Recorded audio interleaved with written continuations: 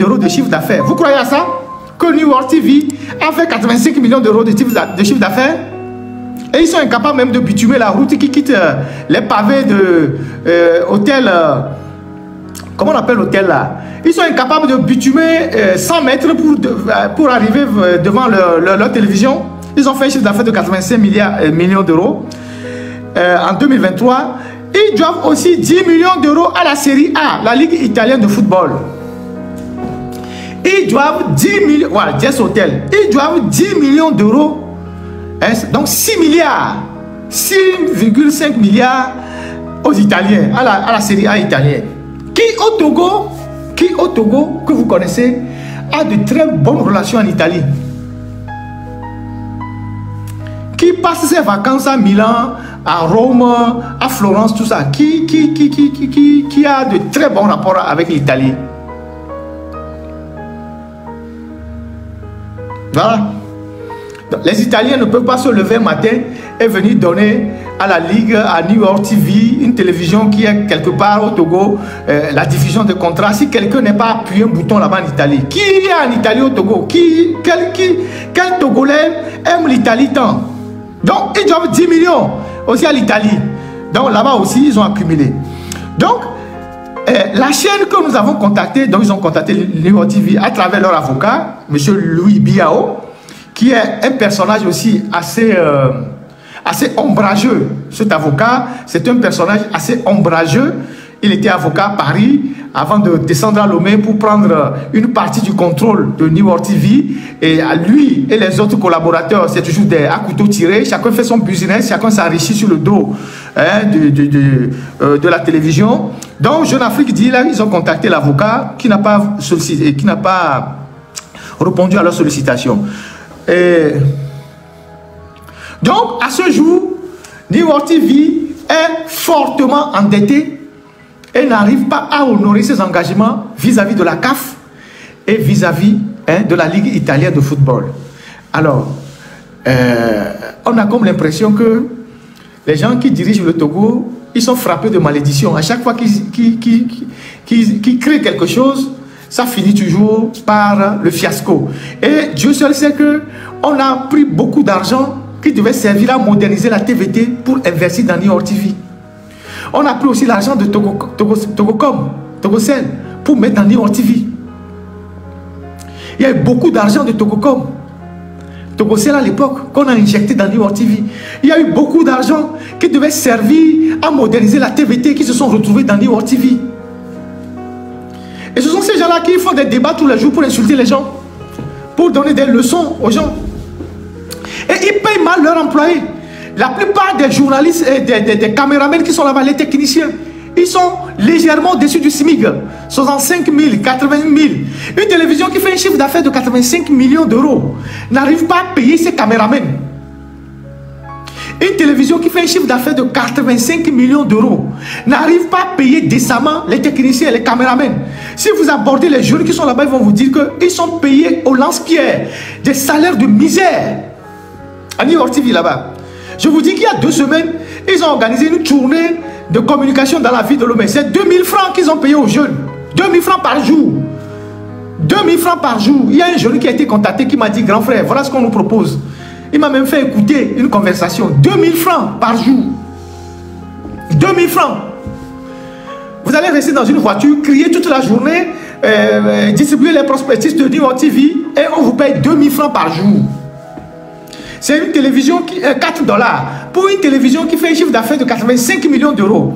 Quand les gens créent des structures pour blanchir de l'argent et sortir l'argent du pays, c'est ce à quoi ça aboutit. Quand les gens créent des structures pour blanchir de l'argent, pour se servir du sport, pour sortir l'argent du pays, c'est comme ça que ça finit. Parce que ce truc-là, c'est à cela que ça répond. Ce truc-là, c'est à cela que ça répond. C'est à cela que ça répond. C'est un circuit de blanchiment d'argent. Mais ce n'est que le début des articles. Vous allez voir, d'autres choses vont sortir. Plus grave que ça. Et vous allez voir que tout ça, c'est de la supercherie. Comme on sait bien le faire au Togo. Ouais, quelqu'un dit qu'on lui a proposé un salaire de 50 000 francs en 2018. Mais moi, je connais plein de jeunes techniciens. Je connais plein de jeunes techniciens qui travaillent à New World TV, qui sont payés à 60 000, 65 000, 70 000. Une télévision qui fait 85 millions de chiffre d'affaires par an, selon eux-mêmes. Vous avez vu combien de fois New World TV vend ces antennes? Qui achète ça? Les antennes de New World TV, qui achètent ça? Un matin, ils vont mettre la clé sur le paillasson. Et vous allez apprendre que c'est beaucoup d'argent qu'on a pris dans les caisses de l'État, dans les entreprises de l'État pour mettre dans cette histoire-là. Mais qu'on gère sous le registre du privé. Alors, merci à vous. Et j'espère qu'on se retrouve le dimanche prochain. On a fait 2h13 minutes. Je pense que c'est suffisant pour aujourd'hui.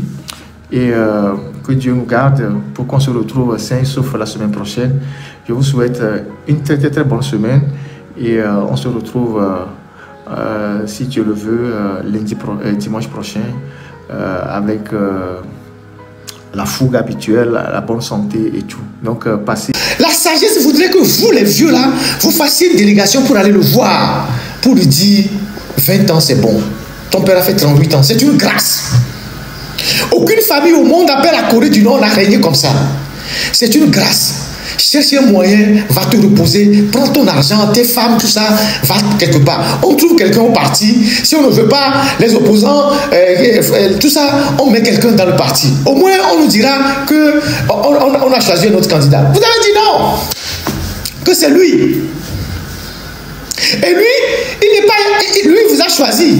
C'est-à-dire, si on suppose que le mandat de Faure Gnassingbé est terminé, c'est ça l'incongruité du système parlementaire au Togo, qui n'a rien à voir avec aucun système parlementaire au monde. Faure Gnassingbé qui ne jouit d'aucune légitimité. Parce que là, aujourd'hui, Faure Gnassingbé n'a aucune légitimité. Il n'a aucune légitimité. Il est juste aujourd'hui un chef de parti politique. Donc, lui, en tant que chef de parti politique, il nomme les sénateurs qui vont le nommer demain président du conseil. Vous imaginez l'incongruité? C'est-à-dire, quelqu'un me nomme et demain, moi, je le nomme aussi. C'est ça le parlementarisme à la sauce RPT unir. C'est-à-dire, Faure aujourd'hui, il n'a pas de légitimité. Son mandat est fini. Donc, le mandat qu'il vient d'achever, c'est même un mandat usurpé. C'est un mandat usurpé. Mais en plus, le mandat est fini. Donc là, il n'a pas de légitimité. Il n'est même pas un élu local. Il n'est même pas un élu comme un maire dans un quartier ou bien un conseil municipal. Il n'est pas un élu local. Il n'est rien. Mais il nomme des gens qui, à leur tour, vont le nommer président du conseil. Vous trouvez ça normal? Déjà que les gens qui ont été élus sénateurs par les élections qu'ils ont organisées, c'est lui qui a donné les consignes. C'est lui qui a choisi les gens. En fait, les gens n'ont pas été nommés. Et les gens n'ont pas été élus, ils ont été nommés. C'est lui qui les a nommés. Tout ce qu'on a nommé, on a pris pour les élections là, les élections sénatoriales, c'est lui qui les a nommés. Puis c'est lui qui a validé la liste. Sinon, quelqu'un comme Robert Olympio n'aurait pas 90% des voix, puisque son parti n'a pas été aux élections. Mais il a eu 90% des voix. Ça veut dire que des consignes ont été données pour le choisir. Donc, c'est Faure qui a choisi les gens, les premiers sénateurs, les 41 là, ou bien c'est combien? Les 40 là, c'est Faure qui les a choisis. C'est lui qui nomme encore les 20. Il a choisi les 41. Et c'est lui qui nomme les 20. Alors que lui-même, aujourd'hui, il n'a aucune légitimité. Il n'est même pas un élu local. Puisque son mandat est fini. Il n'a pas de légitimité. Maintenant, les 60 personnes que lui a nommées, ils vont se réunir dans une salle pour le nommer, lui, chef de parti uni, président du conseil. Et lui, il a tout le pouvoir pour dissoudre le Parlement, pour dissoudre les institutions, mais lui, il n'est pas élu. Mais c'est pas possible. Ce qui nous arrive au Togo, je ne sais pas si c'est... Je ne sais pas comment dire ça. Je ne sais pas comment appeler ça. Je ne sais pas si nous sommes à une nouvelle ère de constitutionnalistes. Nous voulons réinventer le droit constitutionnel. Vous êtes d'accord avec moi qu'à l'heure où nous parlons, le mandat de Faure, même si le mandat de Faure qu'il a eu en 2020, il est fini. Il est fini. Son mandat est fini. Alors si son mandat est fini, il n'a plus de légitimité. Donc, il n'est pas aujourd'hui un élu local. Il n'est pas un conseiller municipal. C'est-à-dire, en termes de légitimité, il ne peut pas dire que j'ai été élu. Son mandat est fini. Mais c'est lui qui nomme des sénateurs qui, à leur tour, vont le porter comme président du conseil. Vous trouvez ça normal? Il n'est même pas un élu de quartier. Son mandat est fini. Il est devenu un homme. C'est vrai qu'il incarne aujourd'hui, il est chef d'État aujourd'hui, il incarne l'autorité de l'État. Mais en réalité, si son mandat est fini, le mandat qu'il a eu en 2025, non, en 2020 pour 2025 est fini, là, il est dépouillé de toute légitimité. Même quelqu'un qu'on a élu dans un quartier, il est plus légitime que Foy Nassimbe. Mais c'est lui qui nomme maintenant des sénateurs qui à leur tour vont le nommer président du conseil. Vous trouvez ça normal? Et les gens viennent nous dire que c'est comme ça que fonctionne un régime parlementaire. Attendez. Et vous avez dans ce gouvernement des universitaires, des gens qui sont des agrégés, des gens qui ont fait le droit constitutionnel, des gens qui sont des juristes qui viennent défendre ça. Bonjour au passage à Maître Afan Gwedi. Il n'a pas été nommé sénateur. Vous trouvez ça normal? Les gens qui sont élus dans les CDQ là, actuellement là, ils ont plus de légitimité que Foy Nassimbe. Vous êtes d'accord avec moi? Parce que son mandat est fini. Même s'ils estiment que ce n'est pas encore fini, même si c'est dans un mois que ça finit, dès que son mandat finit, il n'a plus de légitimité. Les gens qui sont élus même dans les quartiers, chefs de quartier, chefs de CDQ, ils ont plus de légitimité que lui. Maintenant, comment se fait-il que celui qui n'a pas de légitimité, qui n'a aucun mandat électif, ni un mandat de quartier, un mandat de député, un mandat de conseiller municipal, un mandat de président, il va choisir des sénateurs qui à leur tour vont le choisir. Mais attendez, mais qu'est-ce qui nous arrive? Qu'est-ce qui nous arrive?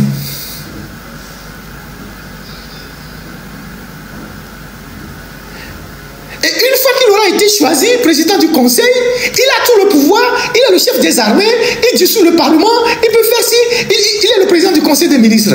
Mais ça sort d'où? Cette façon de faire, mais ça sort d'où? Mais il faut convoquer les constitutionnalistes, il faut convoquer les juristes. Les gens n'ont qu'à venir nous expliquer dans quel pays on applique ça. Dans quel pays on applique ça?